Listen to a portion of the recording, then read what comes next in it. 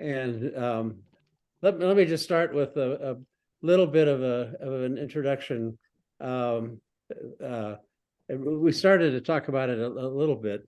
The reason that I got interested in this was because I had seen some information in my own family tree indicating that some of my ancestors were Haugians, and I had no idea what that meant, and so started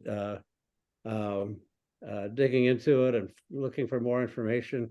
And one of the remarkable things, and I'm going to try not to steal your thunder, but one of the things that really blows me away is that although this guy died in 1824, up until I think the 1920s, there was actually a Haugian synod in the United States. And I believe that there are still a number of Hauge churches across the country. So this guy had a pretty remarkable influence, pretty remarkable impact on a lot of Norwegian American kinds of things, as well as Norwegian things, I think. So let me just quickly introduce. We're very fortunate to have our speaker today, Dr. Vidar Haanes, who's a professor in church and intellectual history and president of MF Norwegian School of Theology, Religion, and Society in Oslo. He's a life member of the Norwegian American Historical Association and has several publications on 19th century Norwegian American history. I will say that one of the things that I found when I was searching was the talk that you gave to the Norwegian American Historical Association. So, many of our members are very familiar with NAHA. So, so please go ahead. Thank you. Do you want the screen or? No, I'm only speaking. I don't have a presentation in it, so I hope that's okay. Sure, no, that's fine. Hans Nielsen Hauge was a remarkable person, and he is still important in Norwegian history. Only a couple of months ago, there came this book, The Haugians, first part of 3, and the first part here is about 700 pages. And this is a historian and journalist, Trygve Riiser Gundersen. I'm mentioning this because this book about Hans Nielsen Hauge and the Haugians won the prize for the best non-fiction book in Norway a few months ago. So still there is a lot of interest, and we are between two should say jubilees or dates or years. First, as he was born in 1771, we had 250 years since his birth, only 2 years ago, and then it will be 200 years since his decease in 2024. So a lot of people are working with Hauge also these days in Norway. He was born in a small farm, Hauge, in Rolvsøy, Østfold, close to the city of Fredrikstad, close to Sweden. And you know, of course, the common way to name people. Hans Nielsen means he's the son of Nils, and he was born on Hauge, so Hans Nielsen Hauge. So that Hauge is the name of the farm.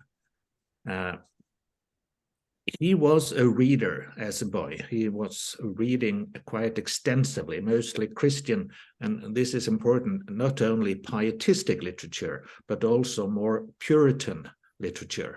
You know, the pietistic tradition is more Lutheran, coming from Germany, and the Puritan is more the Anglo-Saxon or British,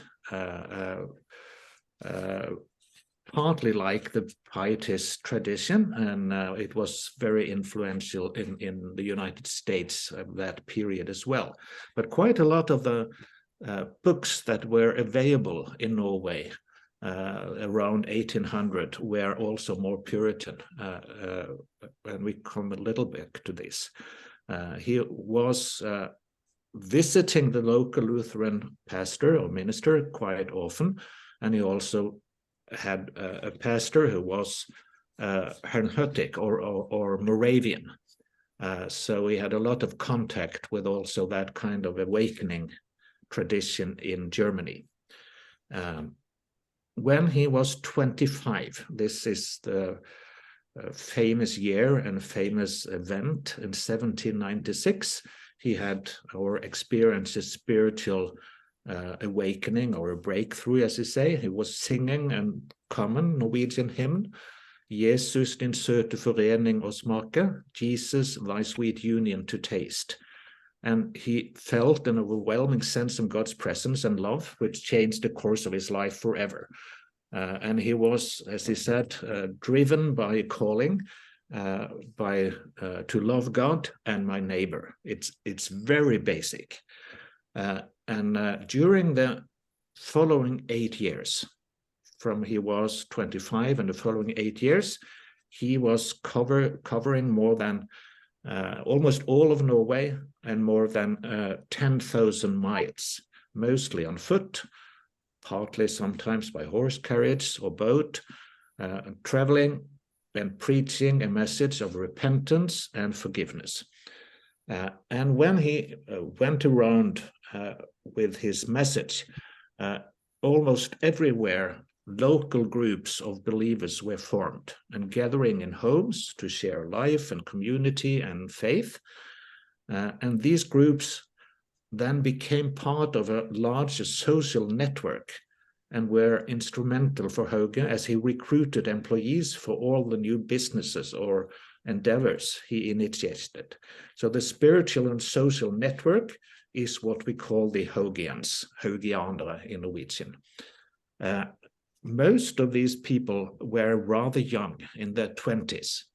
And what Hauge did when he was traveling around, starting a lot of things, we are going into that as well, because it's very important to see Hauge not only as a spiritual leader, but also, as we sometimes say, the first modern Norwegian, starting all kind of small industry all over Norway. And what he did, he was starting it up, and then he could say to a young man from Stavanger, for example, you are a good guy.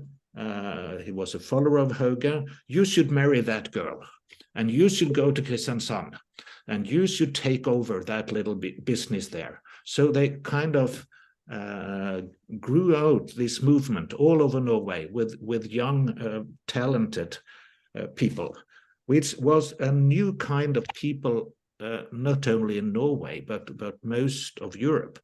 Because, as you probably know, in the 17th and partly the 18th century, there was a very strong authoritarian politics in most of Europe, especially after the 30 Years' War in the early 17th century. Next, Hauge was a writer, and he wrote his first book just a few months after his spiritual breakthrough in 1796. He was a bright guy, I've already told you, but he had no education. And it was, it probably haven't happened before that a young boy from a farm without no education started to write and publish books. And he did not only publish books, throughout his lifetime, he was Norway's most read author, and he wrote and edited more than 40 different books or smaller books with an estimated some 800,000-900,000 prints. And they were distributed throughout Norway by Hauge and other lay preachers who brought them with them when they were moving around. He also wrote letters almost all the time, and the Haugians wrote letters to each other. So we have a lot of material to go into the Hauge movement in this period, as we have quite a lot of these letters. He started about 30 companies himself, and he was directly or indirectly involved in establishing about 150 business units. They created about 8,000 jobs in the period between 1801 and 1828, and the population in Norway were about 900,000. So the contribution of Hauge was considerable in the start of the modern Norway, the Norway we know. It still is interesting in a European perspective, as we have all the farmers and the fishers and all the small industry, but as you probably know, Norway didn't have any nobility. They were mainly free people. They were not under a count or a prince or whatever. They were under the Norwegian Danish king. So the authority was not among a nobility, but mainly from the king to the local sheriffs, but most of all to the Lutheran pastors being in the congregations all over Norway. Today, we can see that his movement initiated and made a deep impact on Norwegian society. In 1801, he earned his merchant privileges in Bergen. That was a lot of discussion about that because he came from nowhere, so to speak, but he needed these privileges. Bergen was then the largest city and the economic capital of Norway, and served as Hauge's base for his expansion, who lasted only 3 years, 1804, when he was permanently arrested.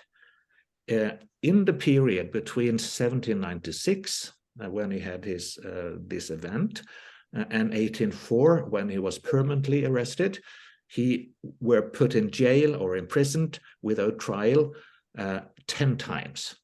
So it's really amazing what he did this short period. Then he was in prison in Oslo or Christiania for years, and this became the largest trial case in Norway for decades. The reason for arresting him was mainly violation of what was called the Conventicle Act of 1741.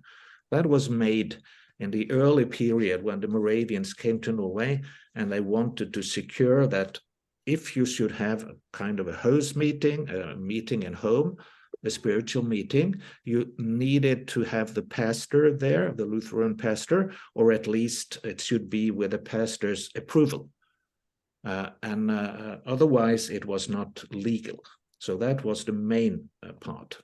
But also that it was not allowed to walk around or leave your own, not only county, but your own parish almost. So there was hardly any mobility in Norway. That was mainly to what we could call løsgjengerloven in Norwegian, against tramps or vagabonds, so that you shouldn't move around and just don't work in your farm or whatever with your fishing.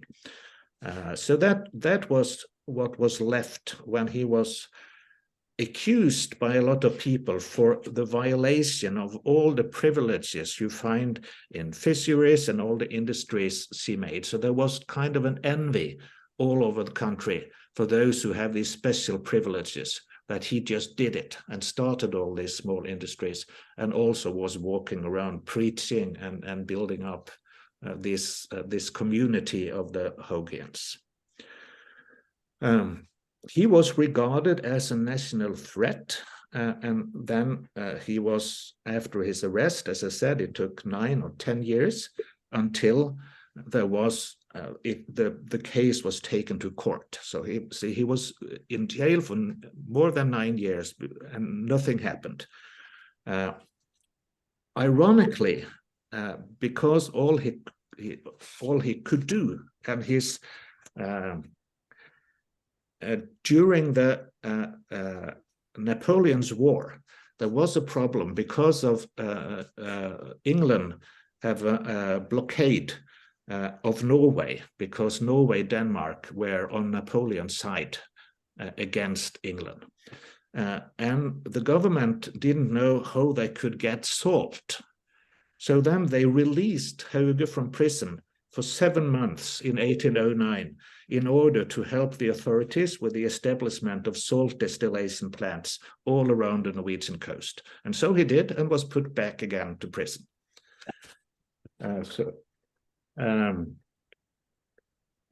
In 1813, after these 9 years, he was then finally convicted to 2 years of slavery.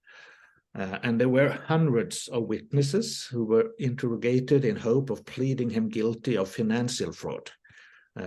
Yet that was not possible. So he only then got a short sentence. And in 1814, when Norway got its own the parliamentary system, you know, and the constitution, the sentence was reduced to a fee, and that was paid by people in his business network. But his health was broken during the period of arrest, and this also put an end to his traveling ministry. So he relocated to Oslo, or Christiania, as it said then, and he was then actively engaged in developing his movement until his death in 1824. His followers, now being almost all over Norway, continued the work after Hauge's death, influencing areas like politics, industry, education. But still, what is the well-known heritage of Hauge is mainly his Christian or religious work and inspiration for lay people.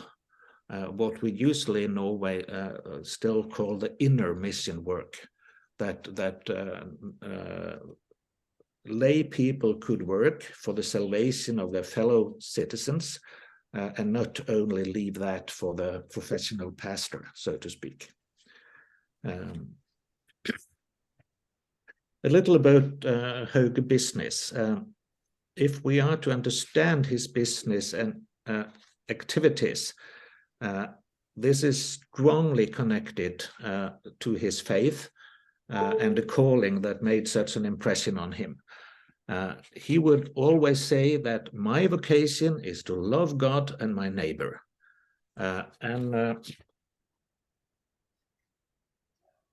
When doing that, he was always helping to lift people out of poverty. He was creating jobs and improving the common man's literacy skills by doing business as a way to practice his faith. This is a part of a larger pietistic and Lutheran tradition, and also British Puritan inspiration. It was partly influenced by Martin Luther himself, his understanding of the biblical concept of the calling of vocation, because in the Catholic Church at Luther's time, a vocation or call was only, you only understood the religious call, like being a pastor or priest or going into a monastery. But Luther himself said that we all as Christians have a calling or a vocation to do the daily work and to help others. You don't have to be a pastor or a monk or a nun to have that kind of a Christian calling. So that was partly what Hauge wanted to say to ordinary people. You do your work as good as you can, and that is your calling. And also the concept of stewardship was important. I will just mention quickly what Hauge started, not in detail as an entrepreneur, just to give you an impression of what it was. He was in property, buying properties in central Bergen. It was in agriculture. He owned several farms and giving them away to other people. And he was an innovative farmer, adding a mill and salt distillation and so on. So he started mills, grain mills. He started with fish processing around most of the coast of Norway, especially connected with herring fisheries, and also started with clipfish industry. He started a copper mine. He started several paper mills. He started with printing and gave it away shortly after to Christopher Grøndal, a young Haugian. Christopher Grøndal became the most prominent printing house in Norway. And Grøndal and Son, the name of it, still exists as a part of Cappelen, the second largest printing house or publisher in Norway. Interestingly, Cappelen was in the 1840s a Moravian missionary candidate, starting the printing house in Oslo. He started a brick factory. He started merchant houses and trade station. He started with shipping, owned his own ship going up and back from northern Norway with fish and so on, and to Bergen to sell it in Bergen. He was a ship owner. He had textile mills, and at least 3 of his textile mills are still existing. He started, as I already mentioned, with salt distillation, even with distilleries. He started also risky projects, more in investment. He started with banking and a lot of, in practice, political activity, and also in education. To mention a few, today we also, the Norwegian tran, or cod liver oil, is famous. That was started by Peter Møller. It's still called Møller's cod liver oil, sold many places in the world. And that was a Hauge invention, and Møller was his good friend. The point is that it started with Hauge sending this young man, Peter Møller, to Denmark to study pharmacy so that he could develop this extra healthy cod liver oil, and the first to have this omega-3 extraction in it. And others like Arndt and Randi Solem, they are interesting, merchant investors, and owned a lot of houses in Trondheim, and a shipyard and textile factory. The interesting thing there is that both of them were Haugians. They were a couple. And Arndt, the husband, did most of the business, while his wife, Randi, was in practice the elder in that sort of Hauge congregation or community. So Hauge is also today famous for being the first Christian leader to involve women in leadership. Yeah. I will now say a little about Hauge in America, and that is a little different from what the first things I've said, but I will mention one interesting part. Hauge, of course, didn't go to America, but he thought about it once because he was given the opportunity to leave prison and emigrate, but he didn't do that. You know, I've perhaps heard about Markus Trane, another Norwegian who was in prison, more a socialist. He went to America, I think in the 1860s, and stayed there. So it was a possible way to kind of avoid persecution in Norway. But as we heard in the start, there were mainly Herrnhuts and or inspired Quakers and Haugians with restoration in 1825. But there is a starting story that is very interesting, also connecting the Haugians to America 8 years before 1825, because a Dutch ship arrived in Bergen in 1817 after a storm in the North Sea, with 500 emigrants from Württemberg in Germany on board, going to America. Bergen then had 15,000 inhabitants, and they were to take care of about 450, 500 homeless people over the winter because it was impossible for the sail ship to continue with the travel, and it was almost a wreck. Many of the Germans then stayed in Bergen over the winter. And the interesting thing is that it was the Haugians in Bergen who started the operation to help these people, these immigrants who had to stay the winter in Bergen, and were the driving force in the relief work. And they had good contact. The main group were a group probably not known in the States anymore, but they were called Reppites after the German pietist pastor Johann Georg Rapp from Württemberg in Germany.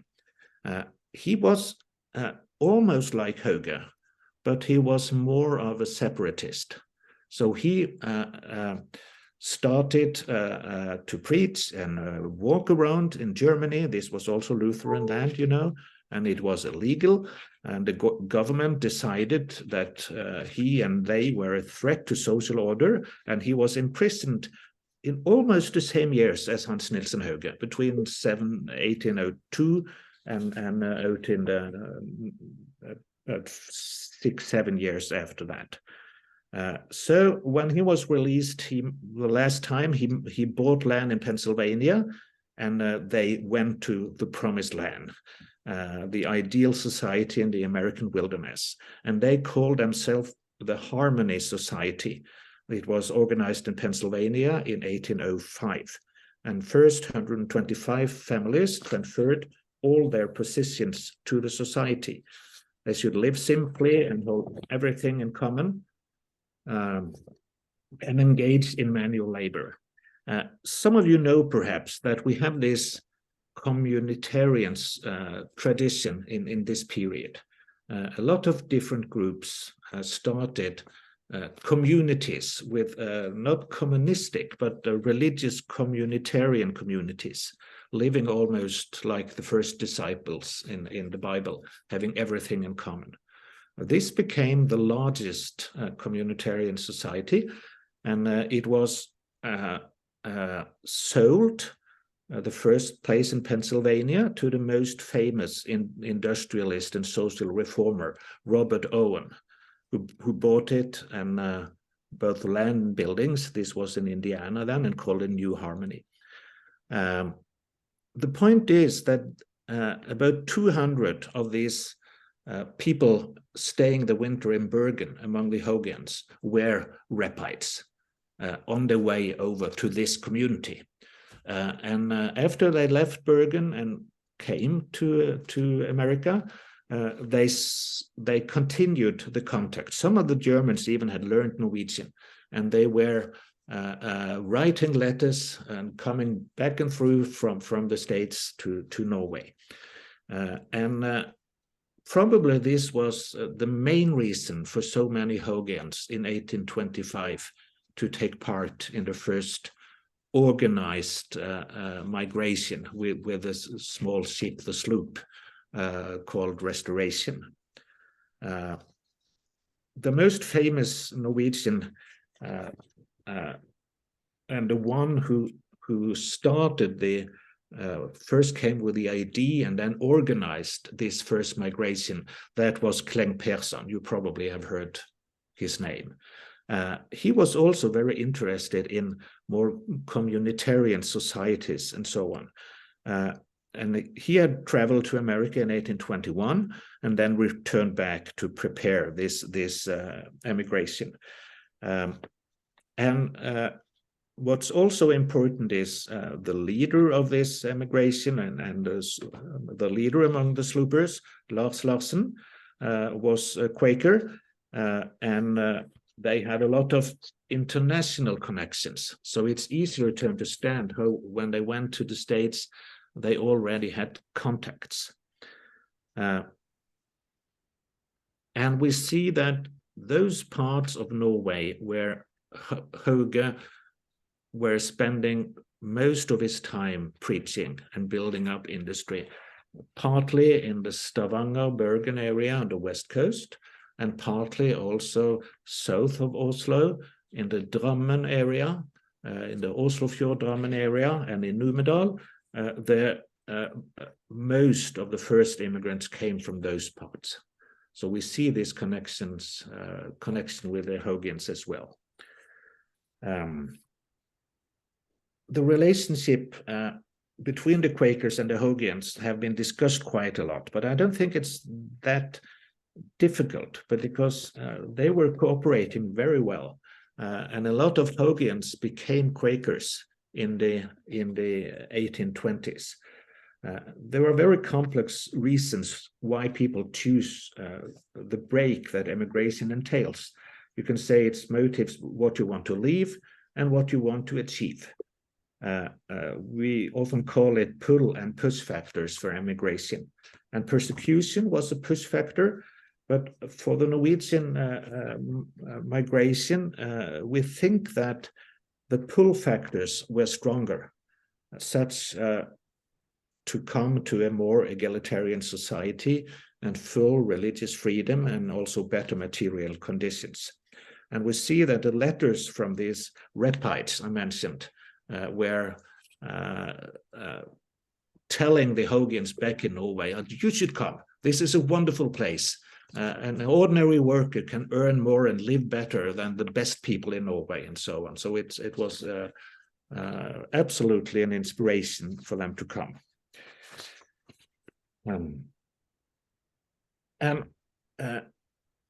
The strongest connection between my first part and what I've been saying now is that to emigrate is and kind of leave everything behind back home. You need some skills, you need a certain personality to do that.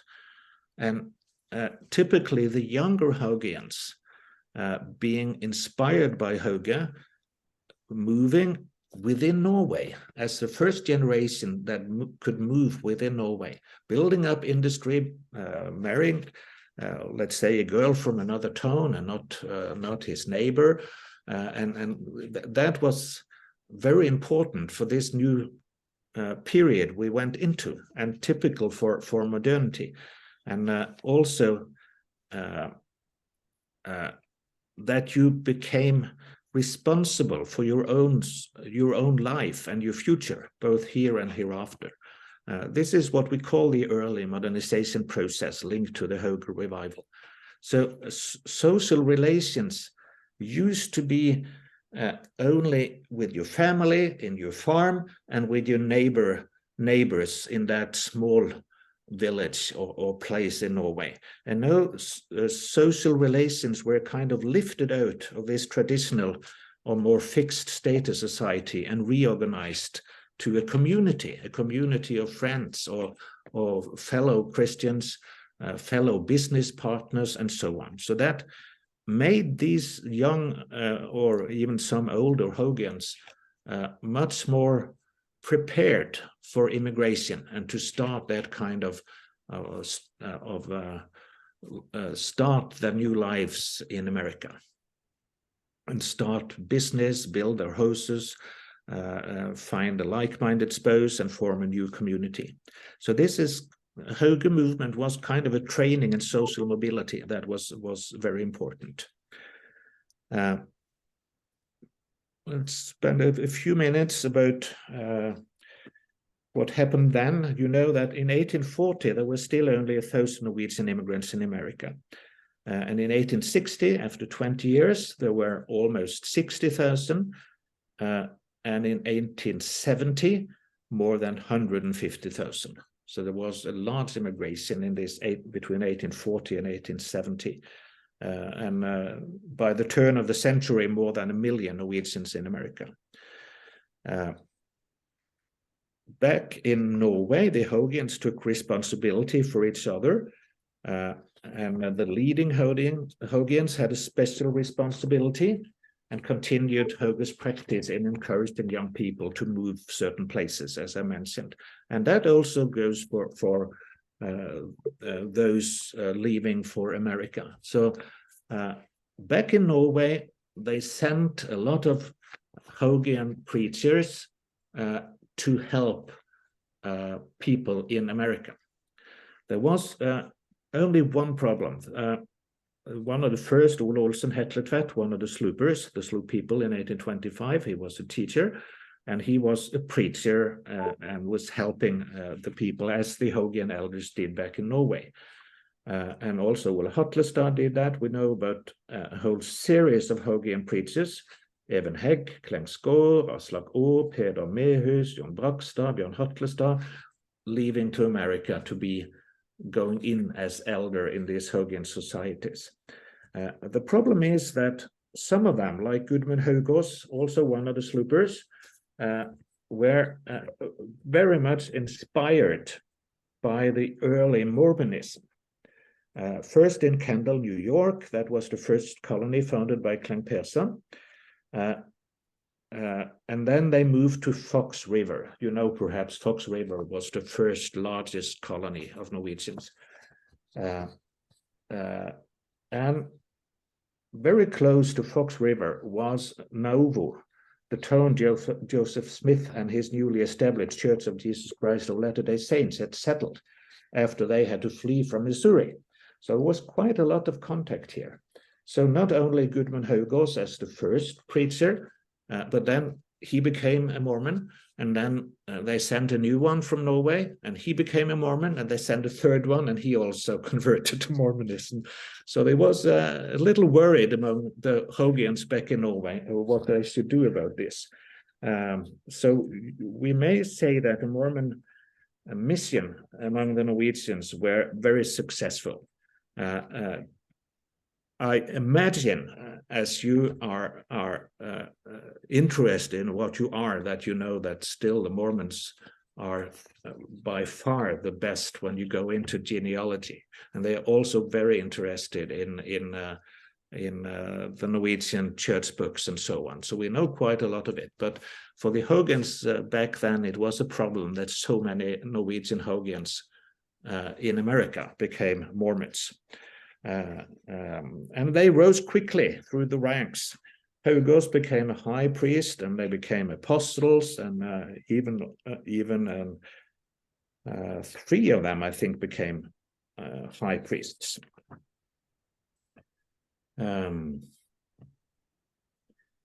Why they did so, that's a little difficult to say, but the explanation is partly also why the Latter-day Saints Church has been so important in America, because it's kind of a contextualization, an American contextualization of much of the religious ideas that many brought with them from Europe, also from Norway, with the idea of building Zion here on earth and building Zion in America.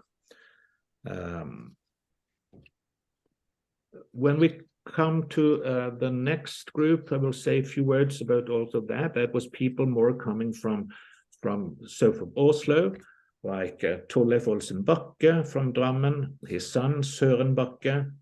He emigrated as early as 1839, also coming to Fox River, and together with the most famous Haugean in America. His name was Elling Eilsen. And he was famous because he was more like Hans Nielsen Hauge, as Hauge was in his own days. So Ellingsen became the Hauge preacher. He was walking around all over among the Norwegians and all over with his staff, preaching as a lay preacher like Hauge was, at least for several years. This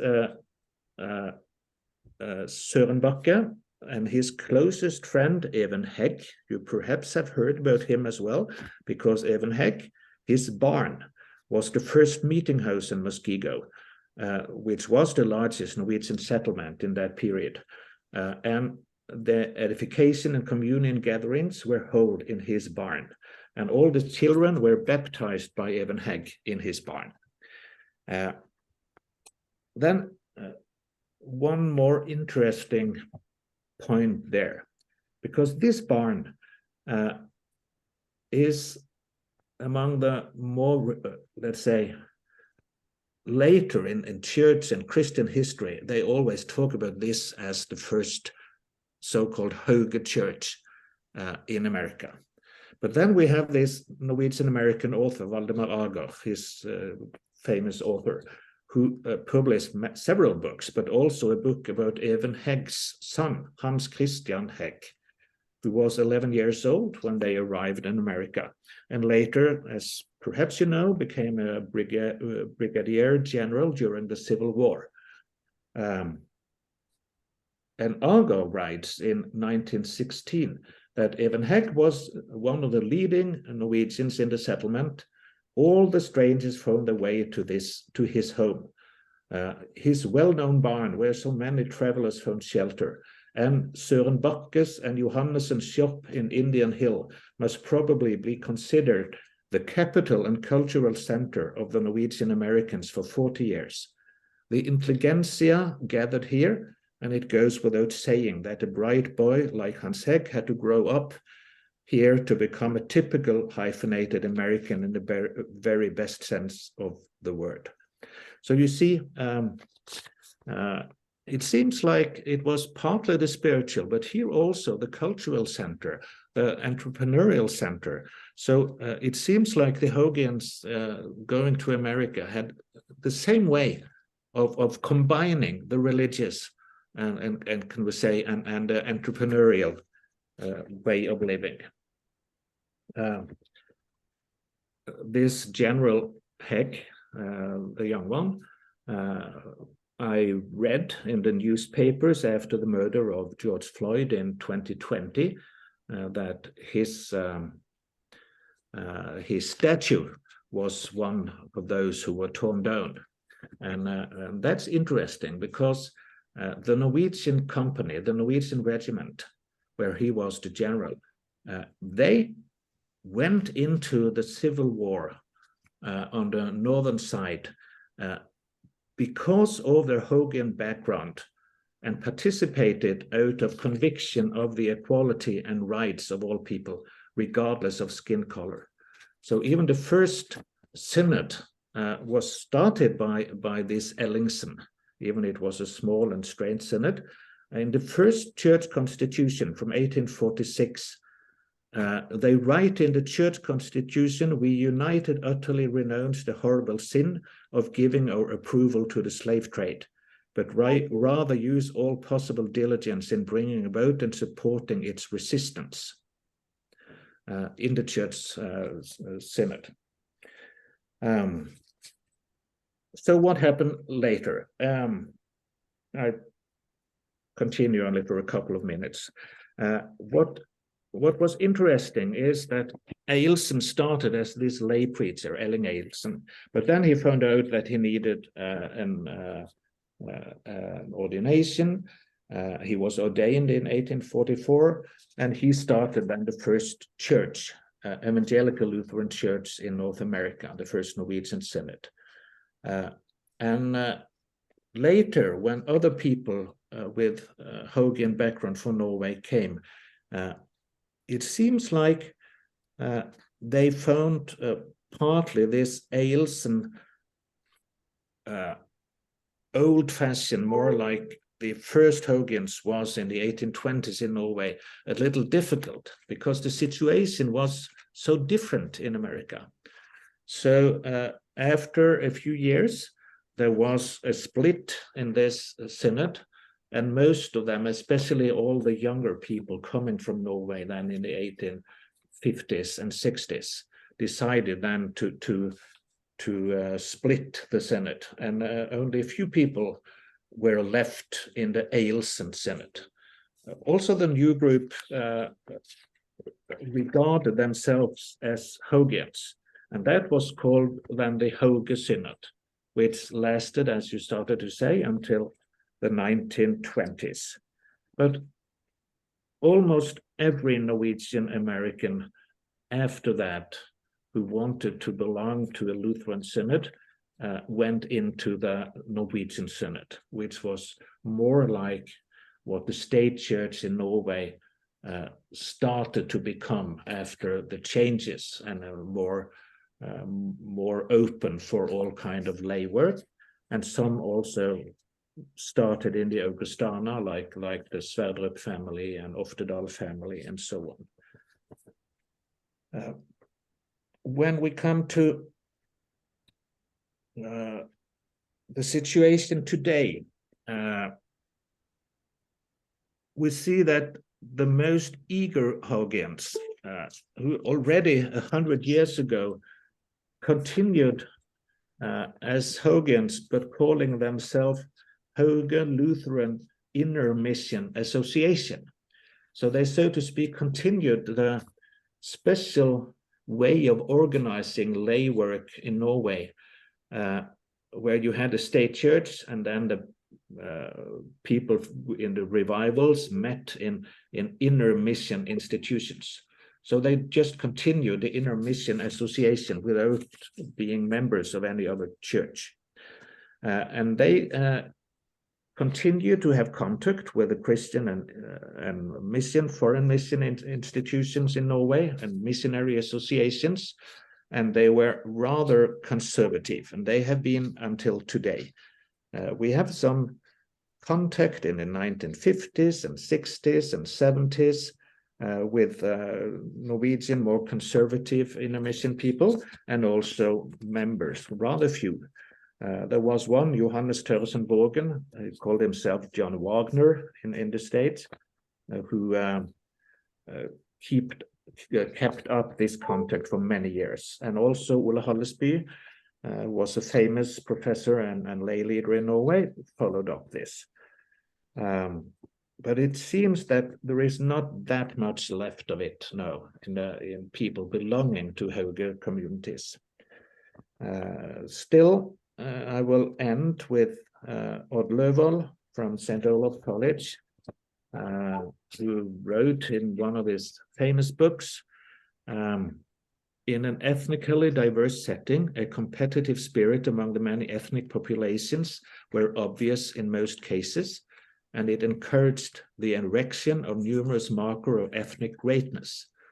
To such nationalistic poets as Bjørnstjerne Bjørnson and Henrik Wergeland, and to the lay preacher and religious icon of Norwegian American Lutheranism, Hans Nielsen Hauge.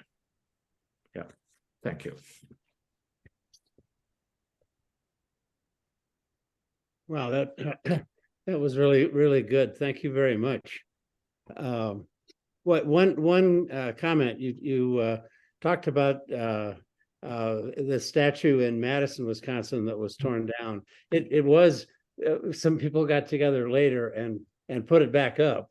Oh, you did? Good. but in the process of taking it down, it was beheaded. So they had to create a new head, which they put on the statue, because they thought that the other one was lost forever. But it then turned out that somebody found the head in one of Madison's lakes. They had the extra head for Hague, and so I'm not sure if they've decided where to put it, but they're looking for a museum someplace to put this extra head of. Well, that's amazing, like a Norwegian troll. Yeah. I had and this is kind of a tangential kind of a question, and it's for purely personal interest. So I don't want to belabor this, but during the same time in the first half of the 19th century, the early 1800s, along with Haugians, there were also a number of other smaller groups, I think, of dissidents. And one of my ancestors was turned out to be a dissident, and it took me a while until I found the church book page for dissidents that had his whole family on it. Yeah. And so one of the things I learned from that was that the Haugians insisted on staying with the church, but some others gave up. They didn't want to have anything to do with church rites and rituals and so forth. And then the laws were at the same time as the anti-conventicle work was done. The dissidents were legalized in a sense. But did you have any comments about? I haven't been able to really find much information about them. There were very few dissidents in Norway, but many of them sympathized with other groups, and not until, except for the Quakers, and the Quaker teaching came to Norway because of what I mentioned this with the Napoleon War, when Hans Nielsen Hauge was sent out to make salt distilleries. A lot of Norwegians were imprisoned in England during the war, and many of them became Quakers in prison in Britain. So that was the first group of real dissidents who left the Church of Norway, the state church, and there were some kind of persecution, at least that they wanted to not go into the army and so on, and not have public marriages and whatever. But then there was smaller groups of Methodists, some Baptists in the 1850s and 60s, and it was formally legal partly after 1842, and then new act in the 1850s. But quite a lot of convicted Christians had contact with people or dissidents, especially in UK and some in the Netherlands. So you find Norwegians among the groups who started already in the late 700s and early 1800s also to immigrate. But many of them went first, in fact, to Russia and other parts of Europe, and then to the States afterwards. So it's not easy to find out so much about them, because they still formally were part of the state church until the 1850s. But what was special about Hauge and his movement and revival movement was that they stayed in the state church. So they more started free organizations within the state church. And that has been typical for the Church of Norway until today. If you only go to Sweden, you will see that they started free churches and became, say, dissidents in Sweden. But in Norway, most of them became organizations or inner mission organizations, having their meetings in their own prayer houses or bedehus, and going to church Sunday morning and then to the prayer house in the evening. Very interesting, yes. But were they somehow identified differently in church records? No, there could be, they would write in the church records if there was a group with problems or if they had left Norway, but they were not identified as dissidents until they, so to speak, had been members of groups with or Baptist groups and so on. So then they usually would have to leave Norway. They used in Denmark, Norway, the small town rather close to Hamburg called Altona, where they sent the dissidents, especially if they had been rebaptized. This ancestor of mine refused to baptize his children and refused, I think, to be married in the church. But he did emigrate with his whole family. They came to ultimately Iowa, and then they went down to the church and they all got baptized. Yeah. Yeah. Oh, that's fascinating. Yeah. But in the state churches in Scandinavia, you have this state church, free church. And the state church was conservative Lutheran. But the situation was so different in America, as you didn't have the state church. So you could then be like many of the good Norwegian famous pastors, like H.A. Preuss, the Preuss family, who were strictly conservative Lutheran theologians, but they did not believe in the state church. They saw that the state church was not the biblical ideal. So the situation in America was very different, and a blessing for many coming from Norway to have what they felt was a true evangelical way of forming a synod or a church without the king deciding everything. I'd like to ask, my father was a minister in the Norwegian Lutheran Church in America, ordained in 1925. Yeah. He had a little model of a little brown church on his desk. He said it was the Muskego Lutheran Church, and I think he said it was the first Lutheran church in America. Yeah, that's right. Okay. And go ahead. That Muskego church was moved to Luther Seminary. Oh. So you can still see it in the small museum area in Luther Seminary. Oh. I just wasn't clear on how much influence Hauge had on the Norwegian Lutheran Church in America. Yeah, I had heard that name. I'd heard about him, but I just wasn't sure, how much influence he had at that time. I think that the church, as I remember, it was pretty conservative. Yeah, it was. That's right.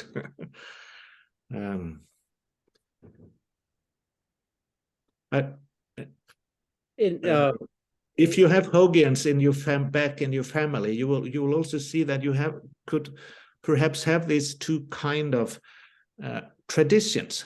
So partly the religious tradition from Hauge was rather conservative, connected to the scripture and confession, but the more the modern, more entrepreneurial way of thinking made many of the Haugians coming to the state not necessarily religiously, but being more open for the opportunities that were given in this new continent and in America. So quite a lot of them were also successful in business and businesses all over the state. So some are more in the religious tradition of Hauge, and quite a lot of the Norwegian Americans today are in a tradition where they more use their talents and gifts in businesses.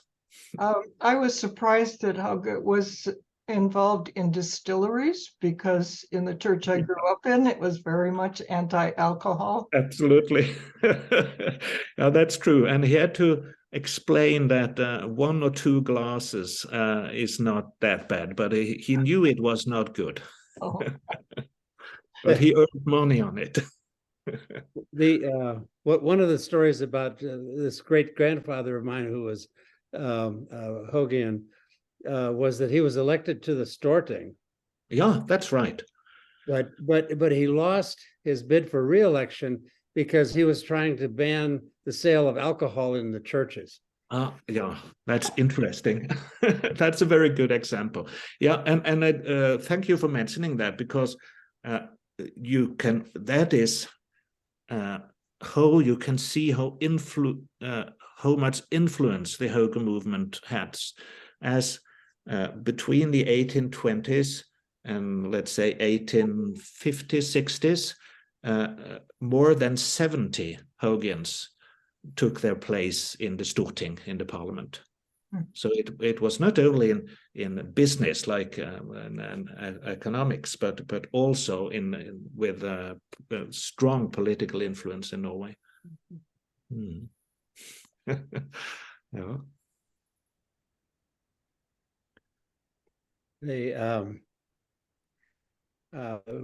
I don't know exactly where I saw this, but it at least has some ring of truth. That when this guy was in the Storting, he got up and said something like, you know, we can all get together and talk about anything we want, except God. Yeah. Yeah, that's right. We need to change this law. Yeah. Still, that is the case many places in Norway. Hmm. I have a question about women and education in the United States, Lutheran churches. I had heard that at least some churches, in this case, there were churches in Wisconsin, that the pastors seem to discourage families, fathers, from educating their daughters because they didn't really need to. And I had wondered if that was out of what Lutheran tradition that was. Yeah. Have you ever heard of that? Absolutely. And it's interesting, as I mentioned, that Hauge is the first we know of more religious leaders in Norway that even inspired and let women become all elders in his. Of course, Hauge wouldn't say it was a church because it was only the state church, but let's say in his community. But that's changed rather quickly with many of his more church-oriented followers. But what was special in the 1850s, when the Norwegian Americans needed to start their own seminaries and start to train their own pastors, because they only arrived 5, 6, 7, and 10 perhaps from Norway. Then the first thing they did was to get in contact with the Missouri Synod, and also in Wisconsin with the German, very orthodox conservative. You still perhaps, maybe some of you are members of the Missouri Synod, but anyway, the Norwegians became influential there in many years. In the 1960s, both the president of the Norwegian American Church of America, the Synod, and the Missouri Synod were two cousins, the Preuss cousins. In fact, the Preuss family coming from my hometown, Kristiansand. So a lot of Norwegians became very conservative as a trend, so to speak. It was the same in Germany. Very orthodox Lutheran, and they would say, even today, most of them will reject female pastors, and also when it comes to education, see that it's much more difficult for young women to find their place to anything else than stay home and get children, so to speak. So that, and it was worse in Wisconsin than many other places. They even called it Wisconsinism. Wow, that's interesting.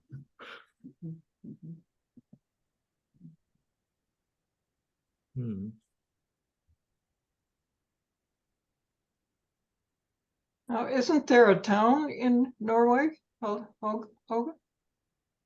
No, it's not, but almost. Haugesund. It's Hauge, you know, that's only a hill. So it was his a farm. Many farms in Norway was called Hauge, which means just a small hill. But you have this city a little north of Stavanger, where also many immigrants came from, called Haugesund.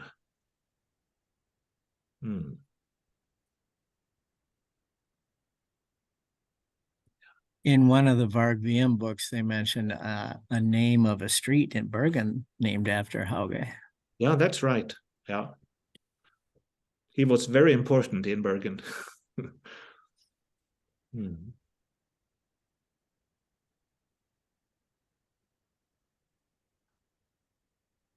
This is not directly related to the religious part of it, but help me understand why in Norway, at least during his early years, why it was considered such a threat to have people wandering or going from community to community. It just seems, I guess I would have thought that would have been normal, but.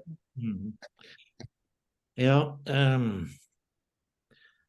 it was partly against, as I said, what you would call vagabonds or tramps, but also the different kinds of the Roma people, what one used to call the gypsies or the wanderers, and so that was part of it. But it was also partly against preachers. So some of them came also to Norway and other European cities. You had quite a lot of those immigrating from the Reformation onwards from Europe, were part of dissidents or Baptists or all kind of groups who had problems with the authorities in their home. And this was also reckoned a political threat. And you understand probably why when you remember first not only the after 1776 you had only the 1789, the French Revolution, and the authorities or the governments and became more and more worried about any revolutionary tendency. So it was best to just keep people in their place, in their farm, and not have them walk around so they could inspire to revolts. There were 3 smaller revolts in Norway in the period just 2-3 decades before that, with laborers who stood up for their own rights, and they were also put in prison, and quite a lot, at least some 20, somewhat, were also shot by the military. So any try to make this political revolt was, the government was extremely afraid of that. So I think that is the main reason. Okay, thank you.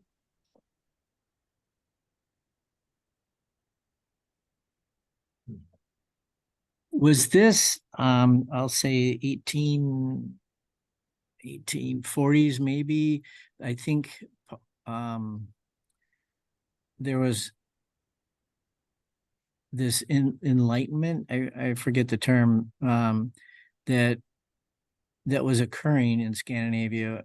And I know the Mormons successfully recruited people for Northern Jutland.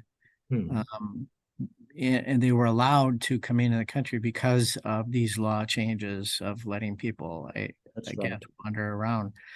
Were they also successful in Norway? Yeah, extremely successful in Norway. Denmark and Norway is it's almost the same. But as I shortly mentioned, it's also partly because many Norwegian and also Danes were part of the church very early. So the wife of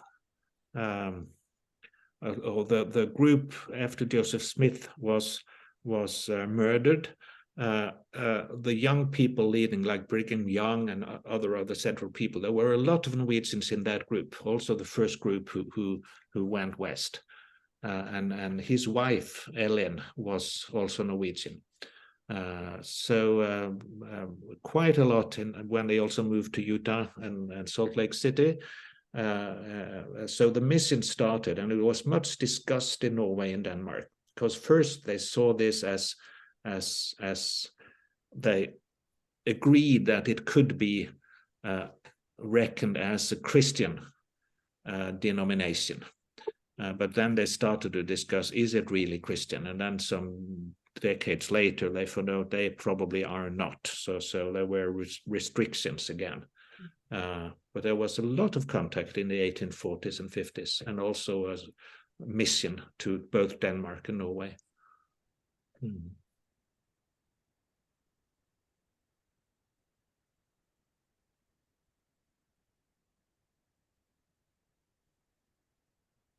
I have to leave, but thank you so much.